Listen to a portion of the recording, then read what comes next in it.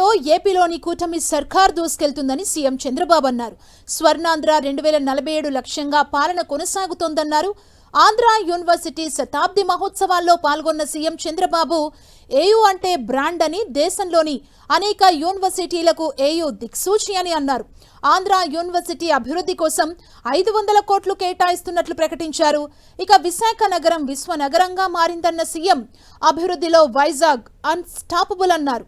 ఆంధ్ర విశ్వవిద్యాలయం శతాబ్ది మహోత్సవాలు ఘనంగా జరిగాయి. ఈ వేడుకల్లో ఉపరాష్ట్రపతి రాధాకృష్ణన్, మాజీ ఉపరాష్ట్రపతి వెంకయ్య నాయుడు, ఇద్దరు justice Abdul Nazeer, governor justice Abdul నజీర్తో పాటు సీఎం చంద్రబాబు, మంత్రి నారా లోకేష్, క్రికెట్ దిగ్గజం సచిన్, సినీ దర్శకుడు త్రివిక్రమ్ శ్రీనివాస్ పాల్గొన్నారు. ఏయూ చరిత్రలో ఎంతో ముఖ్యమైన రోజు అన్న సీఎం చంద్రబాబు ఈ వర్సిటీ రాష్ట్రానికే కాదు దేశానికి కూడా గర్వకారణమని తెలిపారు.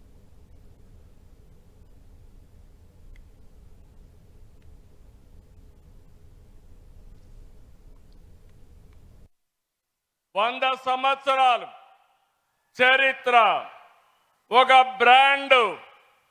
మనకు ఆంధ్రప్రదేశ్ విడిపోయిన తర్వాత ఎక్కడ పెట్టాలి కేబినెట్ మీటింగ్ అంటే ఎత్తుక్కుంటూ ఆంధ్ర యూనివర్సిటీకి వచ్చామంటే అది ఆంధ్ర యూనివర్సిటీ యొక్క ప్రత్యేకత.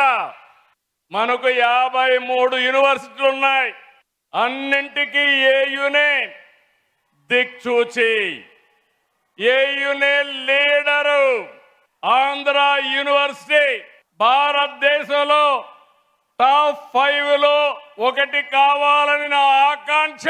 దానికి రాత్రింపగళ్ళు చేయాలి. ప్రపంచంలో టాప్ 100లో ఆంధ్ర యూనివర్సిటీ ఉండాలి. దీనికోసం డబ్బులు కూడా కావాలి. అందుకే నేను అనౌన్స్ చేస్తున్నా, 500 కోట్ల రూపాయలు ఆంధ్ర యూనివర్సిటీకి ఇస్తాం. రోజులు మారాయి. సాధారణమైన వ్యక్తులం అసాధారణమైన శక్తిగా తయారయ్యే శక్తి సామర్థ్యం మనకుందని మరొకసారి మీకు విజ్ఞప్తి చేస్తున్నా. నాలెడ్జ్, ఇన్నోవేషన్, టెక్నాలజీ, స్టార్టప్ల కాలం. దానిపైన దృష్టి పెట్టండి. యూనివర్సిటీ అంటే కేవలం డిగ్రీ పట్టాలు ఇచ్చే విద్యా కేంద్రాలే కాదు, సమాజాన్ని ప్రభావితం చేసి ఆవిష్కరణలకు వేదిక కావాలి. విశాఖపట్నంలో ప్రపంచంలో నెంబర్ 1 టెక్నాలజీ దిగ్గజం గూగుల్ డేటా సెంటర్. అతి పెద్ద ఇన్వెస్ట్మెంట్. ఆర్థిక సంస్కరణలు వచ్చిన తర్వాత $15 బిలియన్ ఈ విశాఖపట్నంలో పెడుతున్నారంటే అది విశాఖపట్నం యొక్క మహిమ.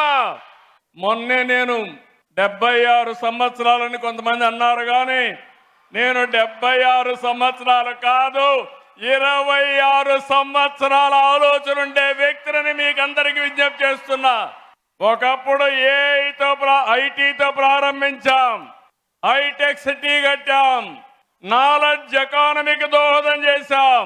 ఈరోజు data centre, AI, quantum computer speed కూడా క్వాంటమ్ స్పీడ్ లో ఈ గవర్నమెంట్ ముందుకు పోతుందని మరొకసారి విజ్ఞప్తి చేస్తున్నాను. ఈ రాష్ట్రాన్ని పునర్నిర్మాణం చేయాలని ముందుకొచ్చాం.